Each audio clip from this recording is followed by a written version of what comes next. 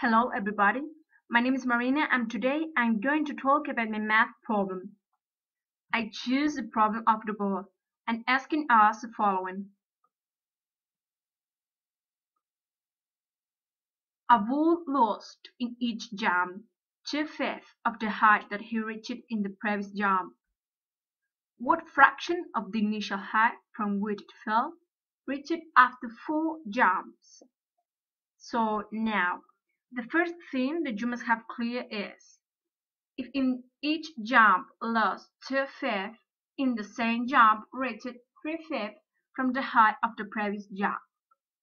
Knowing this, the question is, what is the fraction of the initial height from which it fell, reached after 4 jumps? We have got here 4 jumps. The first one, the second one, the third one, and the fourth one. This is a total.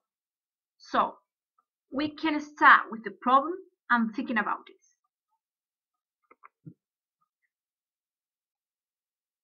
It is clear that the first jump reached 3/5, so we can continue.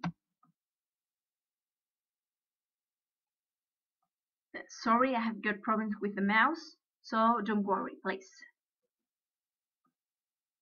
If in the first jump reached 3/5, in the second jump reached 3/5 of 3/5 from the first jump.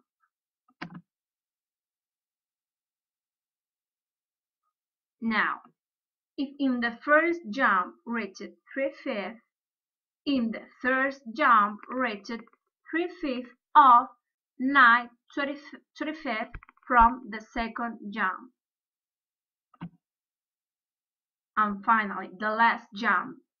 If in the first jump reached 3/5, in the fourth jump reached 3/5 of 2725 from the third jump.